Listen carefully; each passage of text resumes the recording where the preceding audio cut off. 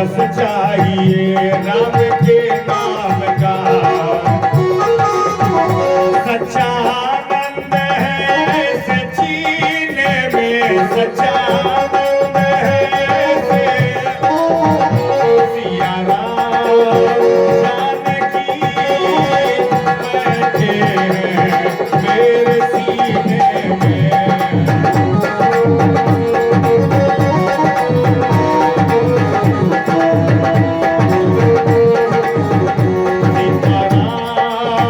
जानकी बैठे हैं मेरे सीने में।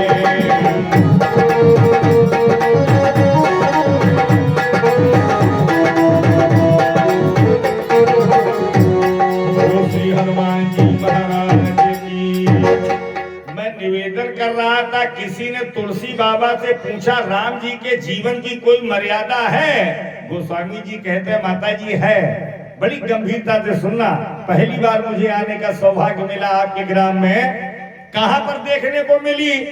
बोले जिस समय मेघनाद मरा, मेघनाद की पत्नी सुलोचना रोती हुई अपने ससुर रावण के आगे गई, हाथ जोड़ के कहा पिताजी मैंने जिंदगी में आपसे कुछ नहीं मांगा, पहली बार आपकी पुत्र वधू यानी बहू सुलोचना आपसे कुछ मांगेगी तो मिलेगा। रावण ने कहा बेटी मांग लो। तो सुलोचना ने कहा पिताजी मेरे पति का कटा हुआ सर रामादल में पड़ा है, आप लाके दे सकते हो? तो रावण रोने लगा।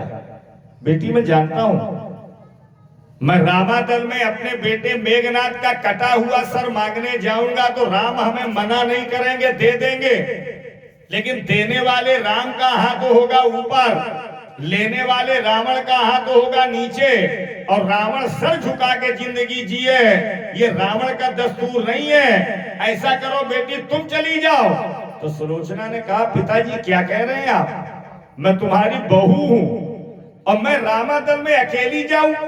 भूल गए आपने राम जी की पत्नी सीता का हरण किया, और अगर मैं रामादल में अकेली पहुंच गई, किसी बंदर ने मेरा हाथ पकड़ लिया तो रावण ने अपनी बेटी सीता को गले से लगा लिया। देखिए रावण भी अपने भारत देश की मर्यादा को जानता है, जबकि पुराणों में लिखा है ससुर और जेठ के लिए इतनी बड़ी मर्यादा है कि जिस तार पर बहू के कपड़े सूख रहे हो, ससुर को जेठ को बहू को तार को छूना तो दूर रहा, बहू के सूखते हुए इन आंखों से कपड़ों को भी देखना महापाप है। ये मानस की मर्यादा है। लेकिन रावण ने गले से लगाया, अपनी बहू बेटी सुलोचना के सर पर हाथ घुमाया, इतना सुंदर जवाब दिया बेटी मैं जानता हूं मैंने भले ही राम की पत्नी सीता का हरण किया हो, लेकिन जब तुम रामादल में जाओगी तो कोई बंदर हाथ पकड़ना तो दूर रहा, तेरी तरफ आंख उठा के भी नहीं देख सकता। क्यों? जो राम खुद में इतने मर्यादित हो, जिन राम जी की सेवा में अंगद जैसे वीर हो, हनुमान जैसे वीतरागी संत हो, और इतने लोगों के होने के बाद कोई बानर तेरी तरफ आंख उठा के देख लेना तो हमें बताना, मैं राम नहीं राम के पिता दशरथ को भी चैलेंज कर दूंगा कि आकर के हमसे युद्ध करो। सुलोचना ने कहा क्यों? रावण ने कहा इंडिया इज ग्रेट, भारत तब भी महान था, भारत अब भी महान है और हमेशा अपना भारत महान रहेगा। क्यों रहेगा? क्योंकि भारत जैसे धर्म प्रधान देश की संस्कृति इतनी मजबूत है, अपने दरवाजे आए हुए दुश्मन को भी एक लोटा ठंडा पानी पिलाना जानते हैं, अपने दरवाजे आए हुए दुश्मन को भी भोजन करना और कराना जानते हैं, सम्मान देना जानते हैं। ये भारत की मर्यादा है ना। छोटे भाई के मन की गति को बड़े भाई श्री राम ने पकड़ा तो राम जी हाथ जोड़ के खड़े हो गए। गुरुदेव नाथ लखनपुर देखन चाही, जय हो राजा राम। नाथ लखनपुर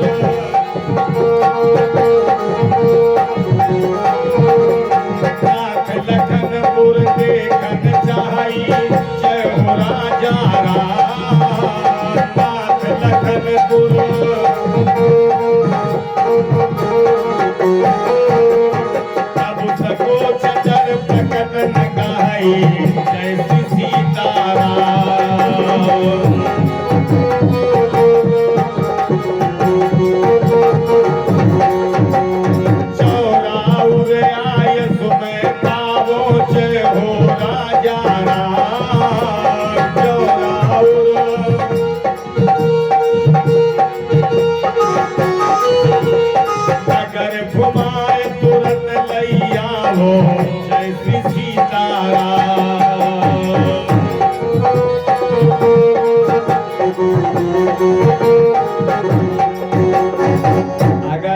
की आज्ञा हो तो लक्ष्मण जी जनकपुरी घूमना चाहते हैं, घुमा लाए। विश्वामित्र बोले जाओ बेटा जनकपुरी तो घूम ही आओ, लेकिन घूस दे। कोई आदमी आपसे बात करे अब उसकी बात पूरी ना हो, बीच में लेकिन, चूंकि, यन की, बल की घुसेर दे, समझ ले 1/4 खतरा। राम जी बोले गुरुजी लेकिन क्यों लगाई? विश्वामित्र जी ने कहा बेटा ने एक सुंदर बन के जाओ, है ना। अच्छा सही बताना, क्या राम जी की सुंदरता में परीक्षित जी कोई कमी है? तुलसी बाबा से पूछा गया भगवान श्री राम कितने सुंदर हैं? बोले तीन ही निरखी मग सापिन बीछी। इतने सुंदर प्रभु श्री राम हैं, जब नंगे पैरों मैया और भैया के साथ जंगल में भगवान चलते हैं तो सांप और बिच्छू भी राम जी की छवि छटा को देख लेते हैं। तो सर्प मुंह से जहर छोड़ देता है, बिच्छू पूंछ से जहर छोड़ देती है। ये राम जी की सुंदरता का प्रभाव है। फिर क्यों कहा विश्वामित्र ने सुंदर बन के जाओ? कितना सुंदर जवाब।